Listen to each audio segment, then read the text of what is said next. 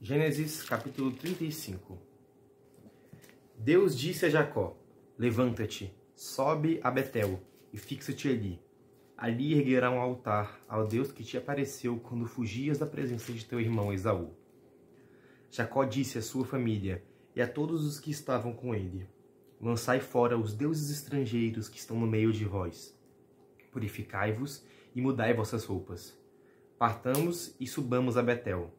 Aí farei um altar ao Deus que me ouviu quando eu estava na angústia e me assistiu na viagem que fiz. Eles deram a Jacó todos os deuses estrangeiros que possuíam e os anéis que traziam nas orelhas. E Jacó os enterrou sob o carvalho que está junto a Siquém. Eles levantaram acampamento e um terror divino se abateu sobre as cidades circunvizinhas. E os filhos de Jacó não foram perseguidos. Jacó chegou a Luza, na terra de Canaã, que é Betel, ele e todos os homens que tinha. Lá ele construiu um altar e chamou o lugar de El-Betel, porque Deus aí se revelara a ele quando fugia da presença de seu irmão. Então morreu Débora, a ama de Rebeca, e foi enterrada abaixo de Betel, sob o carvalho que se chama Carvalho dos Prantos. Deus apareceu ainda a Jacó, vindo de Padã-Arã, e o abençoou. Deus lhe disse: teu nome é Jacó, mas não te chamarás mais Jacó. Teu nome será Israel, tanto que é chamado Israel. Deus lhe disse: eu sou El Shaddai. Sê fecundo e multiplica-te. Uma nação, uma assembleia de nações nascerá diante de ti, e reis sairão de seus rins. Eu te dou a terra que dei a Abraão e a Isaque. Darei esta terra a ti e à tua posteridade depois de ti. E Deus se retirou de junto dele. Jacó erigiu uma estela no lugar onde ele lhe falara, uma estela de pedra, sobre a qual fez uma libação e derramou óleo. E Jacó deu o nome de Betel ao lugar onde Deus lhe falou. Eles partiram de Betel. Faltava uma pequena distância para chegar a Éfrata, quando Raquel deu à luz. Seu parto foi doloroso. E, como desse à luz com dificuldade, disse-lhe a parteira: não temas, é ainda um filho que terás. No momento de entregar a alma, porque estava morrendo, ela o chamou Benoni, mas seu pai o chamou Benjamim. Raquel morreu e foi enterrada no caminho de Éfrata, que é Belém.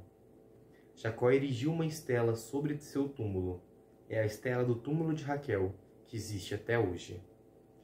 Israel partiu e plantou sua tenda além de Magdol-Eder.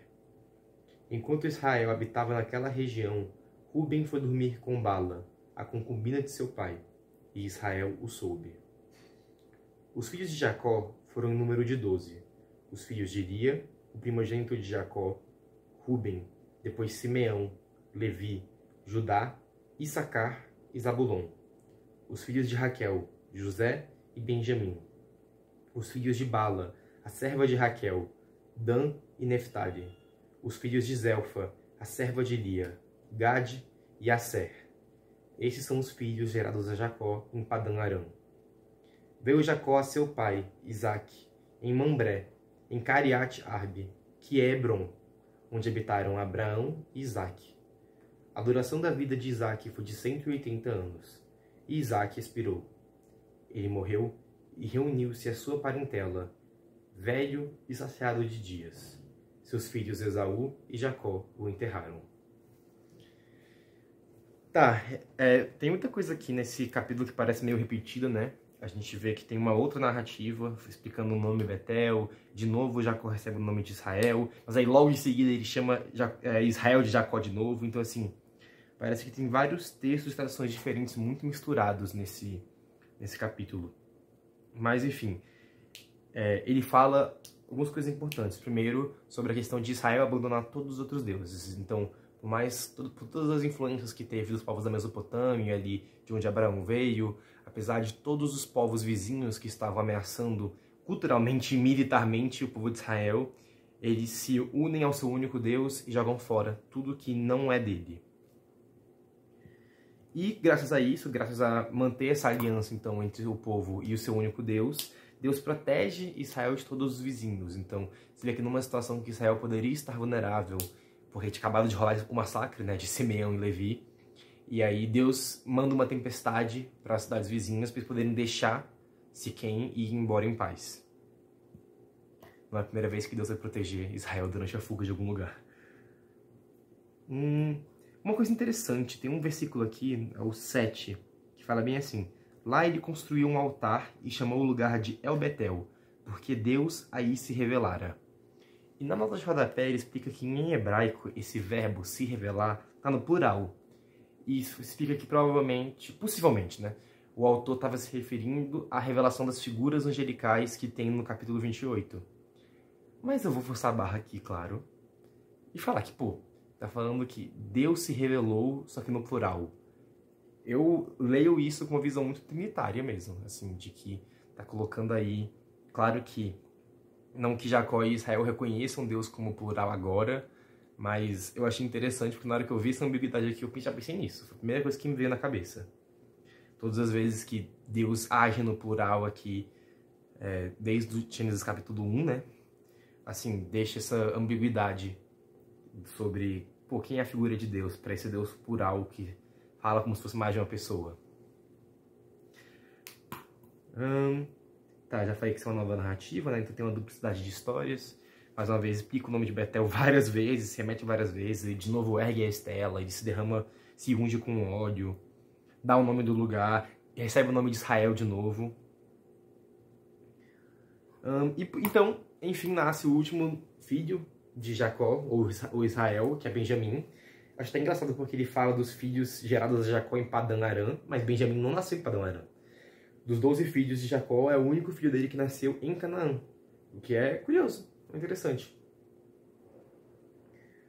E até eu até achava antes que os 2 filhos de Raquel eram as 2 tribos. Tá, eu vou tentar lembrar de uma coisa que eu já aprendi antes, mas não sei se vai estar certo. Mas que eu achava que as 2 tribos que ficavam ao sul de Israel, né, que eram tipo separadas das outras 10, eu achava que era os filhos de Raquel. Mas não, porque se eu não me engano é Benjamim e Judá. E é Benjamim e José, os filhos de Raquel. Posso estar errado, posso estar falando besteira aqui agora, mas então não era necessariamente isso. Enfim, eu vou ver se eu estou certo ou não com isso, mas tenho quase certeza que na verdade é Benjamim e Judá, as 2 tribos que formam a outra nação, né, além das que as outras 10 formam. O que eu queria falar ainda?